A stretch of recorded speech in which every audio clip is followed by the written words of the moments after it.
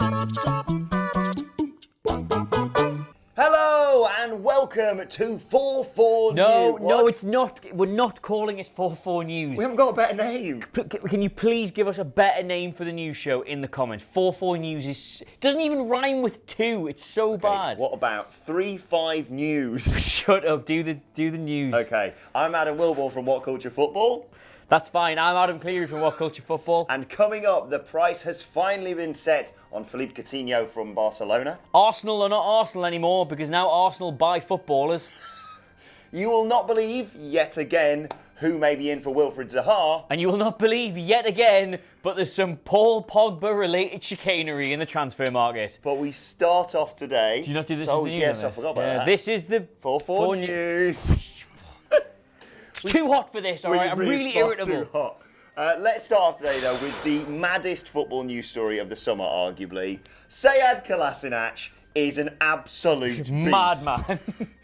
Yes, you've probably seen this being reported elsewhere, but Mesut Ozil and Sead Kolašinac were the victim of an attempted, I think, carjacking in Robbery, London. yeah, something like that. Someone attacked them wielding a knife last night in Two London. men attacked them, wielding yes. 2 knives. And the tank, as I've been reliably informed by Twitter, got out and went, Nah. that it, basically, and just chased them off. The small amount of footage we have seen is quite skewed off, but he does look like He I don't doesn't care if he's care. got a knife. He does not care that they've got knives. He's just like trying to kick them.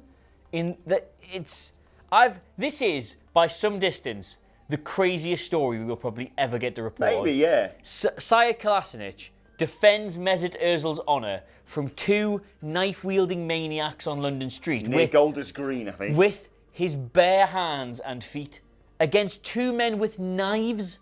Have you ever seen a man with a knife? No, thankfully not. Terrifying. Yeah, it would be. Because it's like a knife, Wilborn, and they can all cut you up and stuff. Yeah. And he's like, okay. Just an absolute beast. But yes, I like the fact that it's reported and the footage shows obviously Kolašinac chasing these 2 men off, and then it just says Mesut Ozil was also involved in the incident. Mesut Ozil, fair play to him. He's in the car with the door open, and he manages to shut that door and try to drive off before the 2 other men are even in the shot. That is the kind of vision that Arsenal paid that much money for back in the day. Fair play to him in that regard. The response on Twitter has obviously been huge. Piers Morgan tweeted, on the basis of how he saved Ozil from knife-wielding thugs today, I would make Kolašinac captain of Arsenal with immediate effect. Cool. Piers Morgan's a racist. Next. Yeah, don't like that. Jonathan Walters, legend, Stoke City legend, just wrote, Kolašinac, proper player. And then just Proper player. Just the flexing symbol, basically. But he's okay. Some people are reporting that he may have been caught by the knife, but by all reports, Kolašinac and Ozil absolutely fine. But Bounced off him, wouldn't it? yeah, how much love is he going to get on the opening day of the season? It's going to be a There's a weird chant one. already in the Arsenal works. haven't had a cult hero in a very long time. No. Like a proper Tony Adams, like Martin Keown, just a proper idiot cult hero. And now Kolašinac just goes at people with his bare hands when they've got... We need to talk about other news stories, but I could just quite happily do an entire video on this. I don't know if I'm trying to work on a chant in my head. All I've got is he plays down the left, he plays down the right. Sead Kolašinac, don't care if you've got a knife. Any better suggestions, let us know in the comment section below. Let's move on to some, I want to say proper football news, not say any less of Sead Kolašinac facing off 2 knife-wielding maniacs. But anyway, let's talk about Philippe Coutinho. Of course, a lot of speculation about his future, about him potentially leaving Barcelona, Man United, Chelsea being linked with him. And Mundo Deportivo are reporting that Barcelona want a figure in the region of 120 million euros for Coutinho. Now, okay. Do you know what his annual salary is as well? Ballpark. 40 million euros. I already know before he came in. Yeah. Thing is, like, now, whenever we sit down and we do any kind of transfer stories and somebody goes, for 120 million euros, your brain initially goes, blimey, that's an awful lot of money. But then your brain goes, no, it's not, because think about all the other transfer fees that already get paid. Like, the market, the going rate for footballers, like, is for Philippe Coutinho a worse buy than João Felix, who cost round about that much. You know what I mean? That seems like a fair... Like, in this current market, that's a fair amount of money to put on it. So, good for them. Is it worth any of the teams? I mean, we mentioned Man United, Chelsea. People are also saying with that annual salary that only really United, City or PSG could realistically finance such an expensive deal. I would say if PSG lose Neymar, Coutinho would be a very good player for them to go in with, because there's no shortage of people who can score goals in Liga, and it's making the whole rest of the team tick. And Coutinho is a fantastic all-round footballer. He'd be a great one for them to get in under those circumstances, but City don't need him at that price. No. I don't think United can afford him at that price, even if they can physically afford him. I think if you look at the amount of players that would stop them getting as a result. Coutinho's a weird one this summer because, again, we already talked about him in other news videos. It's not like he wasn't getting a kick at Barcelona. It wasn't like he had a bad season. He's just a little bit out of sorts there. You would expect a manager could just manage him a bit better. Yeah. It seems to be a bit of a wrong fit for Barcelona for whatever reason. I just think the transfer... Not liked by the fans either. Yeah, it's just the transfer merry-go-round you kind of get into when you start trading 120 million euro players, is you've got to go out and buy one of like a similar sort of thing, or he's got to go get this and wages and this, that and the other. When you've already got him in your squad, just get more out of him. I'd like him to go back to Liverpool. Just so they could be like, left to lead the Champions League, they have to win the Champions League, did you? Hey, dickhead. I realise I've just said there, if I was Barcelona manager, I would simply be a better manager. But, the point still stands. Speaking of money getting spent by football clubs that we've all heard of, Arsenal have broken the shackles of their usual Arsenal pattern of never really buying anybody. And they've got about 3 players. Like buses. In the last 2 days. Some of them are more impressive than others. Obviously, right. Danny, I'm going to get this right, Danny Cabello. Nice. Danny Cabello from Real Madrid. He's arrived on loan. They've already given him the number 8 shirt because they want to have him replace Aaron Ramsey in everybody's hearts, minds, and indeed on the pitch. Highly rated. Highly rated he is. I don't know how much the loan really speaks to how confident they are. Obviously, Real Madrid are trying to offload a lot of players this summer because they've got their own little transfer merry-go-round to go on. But he's pretty big name. He did really well for them last year. He's coming to Arsenal now. You'd expect him to be a starter, but I thought the same about Denis Suarez when he came in last summer. That's the point. Look how that one worked out. They've also bought, I'm going to have to get this one right as well because I've done it wrong 3 times already today, Gabriel Martinelli. Right. And he's gone straight back on loan, though, to Ituan. Like he's gone, William Sabila. William Sabila, 27 million as well. So they've bought 3 exciting young players. Cabello is 22, the other 2 are 18. So you can't really throw them in, can you?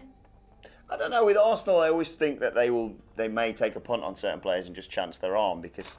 But are you just romanticising the Arsenal of old, where they would put 11 unheard of players out in every League Cup game and always still get to the final no matter who they played? And they especially when none of them were English and commentators' heads would explode. Yeah, it's just I think dropping £27 million on an 18-year-old centre back when you really do need someone to come into that first team ASAP and steady the ship a bit is a bit. Just a lot to put on somebody at that age, I think. Who's the problematic one out of them? The problematic one is Danny Cabello. Right. Because he's... Now, we always get told don't bring politics into this, but all I'll say objectively, without letting you know what I think of fascists and that, is that he supports... He's a big Franco supporter, right? And he did, when he was younger, do a load of tweets about how they should murder all the Catalans who wanted independence. Now, that's me presenting that, completely free of any bias or my own opinion. That's just what he said. Now, if I'd had Twitter when I was 16... Can I say I wouldn't have ordered the extermination of a people based on a political belief? I can. Yes, I can't say I wouldn't have done that, but still, different strokes for different folks. Yeah, exactly. Could have just been lost in translation. Could have been lost in the translation. I mean, it wasn't, but it could have been. But yeah, an exciting time for Arsenal. I really hope that they can kick on with Unai Emery this season. Is it an exciting time for Arsenal? I mean, it's not as exciting as it used to be, I'll be perfectly honest. Anyway, let's move on to the ongoing Wilfried Zaha... No, it's not going to work. Zahaga. Sorry? It's like a Zaha saga. The Zahaga. I like that. Yeah, okay. Yeah, the never-ending shimmy. He's been linked with Everton in the news today. Zaha? Yes. They are apparently ready to pay 60 million plus Cenk Tosun to secure him. But the spanner in the works is Chelsea are potentially willing to buy Wilfried Zaha. Oh, that's a no-brainer then. Chelsea are a big club with European pedigree and aspirations of being at the top league. The kind of level that Wilfried Zaha would... Chelsea can't buy any players. Chelsea can't buy any players for 2 transfer windows, but it's being reported by the Telegraph that they're going to make an offer to take him off their hands after they've served the 2-window transfer ban, which of course would be next summer, which is currently being appealed, of course, to the Court of Arbitration for Sport, but nothing's going to have to change. So, yeah, they'd effectively sign him, but he'd still play for Crystal Palace for a year. It's weird, this, isn't it? Mad, that one, isn't it? I mean, first of all, there's 2 of my favourite cliches in football here, and one is mid-table side have made an audacious bid for this highly rated player with a cash plus player offer. I've heard about 1 million of them. Yeah. My favourite one was when Newcastle went for Ronaldinho with 10 million plus Robert. that was a good one. These never happen. These never ever. No. When was the last big sort of player? I mean, occasionally you get like direct swaps. When was the last time you got big lump sum plus player? Never happened. Last time I played Football Manager. Exactly. It's the only time they ever work, isn't it? Just doesn't happen. Everton might get Zaha. I don't think it'd be a bad move for him, all things considered. It's a step up from Palace, but maybe not. Oh, no, he's the finished product now, isn't he? What am I talking about? He should go to Bayern Munich, yeah. But they'll not go to Everton for 60 million plus Cenk Tosun, because why would Crystal Palace want Cenk Tosun? Any chance in the Chelsea deal? I actually think, you said this before, I could see this appealing to Crystal Palace because it's a big season for them. They've not exactly gone out and moved mountains already in the transfer window, because if you're going to sell Zaha, the sort of financials you're going to be dealing with are going to be way bigger than if you're not going to sell Zaha. So they've not obviously gone and put all their eggs in the basket of selling him because they do want to keep him. I think if I had to sell him, if the player wanted away and I was Crystal Palace, I would go for that if he was up for it. Stay here for another year. You'll get guaranteed first team football. You'll be a better player in 12 months' time. They'll have money to spend. We'll have money to spend. We'll know that's coming in. We can rebuild the squad. I mean, you owe us. We picked you out of the bin after Man United. Yeah. I would be bang up for that, because if you get him for another season, don't you? Dodgy though, innit? Oh, it's well weird. Yeah, selling a player to a team that can't buy players. It's well weird. It would mean Chelsea yet again have signed more players than Newcastle. Yes, Chelsea can't buy any players, have still signed more players. Newcastle. Anyway, moving on. The Pogba saga. The Pogba? Yeah. The Paul Pogba rumbles on yet again.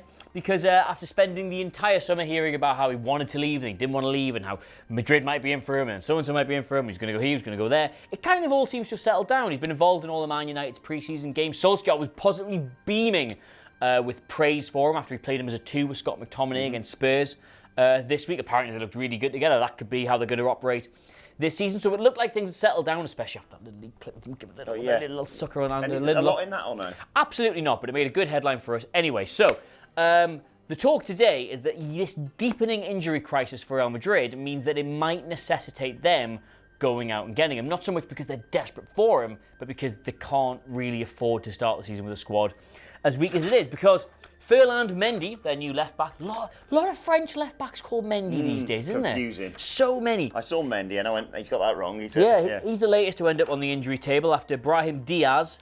He picked up an injury in pre-season. They're both going to be out until sometime between August and October, so they're going to miss the start of the season. And of course, Marco Asensio, did you see this one? Tore his ACL. He's out until at least February. He's going to miss the majority of the season. So a lot of creativity there for Real Madrid going down the pan. So this mission they apparently had to offload Isco, Diaz, Rodriguez, Vasquez, Keylor Navas and Bale in order to finance one big Galactico signing. It looked like it was getting put on the back burner for a bit. They just wanted rid of Bale. That looks like that could be a thing now. A lot of places in Spain reporting that their new target is to finally shift on all these players, not just Bale, and bring Pogba in as a result. Yeah, I sense that this could be the thing. You know, every summer we seem to be waiting for one transfer, and then because that frees up money for another team. Yeah. I think that could cause it. I think they could, if they decide we've not got any Galacticos or we're missing some to start the season with, Zidane's like, you need to invest in this squad, because that's the reason why he left at the end of the day. If you were Man United, would you go for Pogba swap Bale? Just straight swap? Straight swap? Pogba Bale? Probably not. I'd maybe the last time Man United did a swap, Mkhitaryan and Sanchez, it worked out really well, so why not? For all parties. For all parties, why not? No, I don't see that happening, but I can see a lot of money changing hands and hopefully loads of players moving around, because it always makes things really exciting. But I could easily see Pogba. See, I think you don't appreciate how many players Real Madrid have lost this summer, because obviously the 3 of those I've just mentioned are gone. But I've very cleverly done the sales list as well, because Kovacic went to Chelsea. Oh yeah. Llorente went to Atletico. Hernandez went to AC Madrid. Someone called Raul de Thomas. I'd never heard of him. He went to Benfica. The Bale isn't going to play regardless of whether or not he stays. They're down almost a full team of footballers at the minute. Yeah, it's whether they make that decision, isn't it, to spend, I don't know, 3 lots of 50 million on three players, or just one Paul Pogba. Yeah, one Paul Pogba, and whether or not they think that they can get the best out of him. What would you do? Sorry, 3 lots of 50. Get Pogba in. Oh, get Pogba in. Get Pogba in. Yeah. Just because I think it'd be a better fit for him in Real, and I think it could make things really interesting in La Liga. Cool. Cool. Right, let's move on to your Twitter questions. Don't forget you can tweet them to us at WhatCultureFC. James Mervyn starts us off. He says, if Spurs keep their current squad and add Sessegnon, Lo Celso, whatever you want, the Real Betis lad, and Paulo Dybala, will it be a disappointing season if they don't win or challenge for the Premier League? This is the first time Spurs look like they're actually trying to spend a bit of money this year, and we've always been surprised at how well they seem to tread water, because they've been in that maybe less so last season, but they've always been in and around that title conversation. I mean, to be fair, I'm saying they dropped off the pace last year. Like, what was the pace last year? You literally had to be the greatest side in the Premier League to win the Premier League last season. So they've not even really dropped off that much. But I think if they're going to have aspirations of finally breaking in between the two of those, I think the kind of money they're spending, the sort of players they're looking at, you'd be disappointed if they weren't at least challenging. Yeah. Whether or not it's one of those challenges that goes all the way at the end of the season, I don't know. But you certainly want to be giving your Liverpools, your Man City something to think about for the majority of the season. Yeah, Spurs were in the conversation until sort of the start of 2019. And until they played Rafa's tricky marks. Indeed, and then, but I think with the addition of these players, they still would need more squad depth for me. But yes, it would be disappointing if they invested in these players, especially someone like Paulo Dybala, and didn't kick on a little bit more, whether that be in terms of the Premier League or potentially in Europe. James McIver asks our second question today. And he's talking about your potential Newcastle signing. He said, Mo Besic from Everton could be a good signing to bulk up your midfield. He's the kind of midfielder that's going to cause the kind of problems that might salvage points as the season goes on. I am not going to sit here and pretend I know an awful lot about Mo Besic. I'll have seen him play last season at some point, no doubt.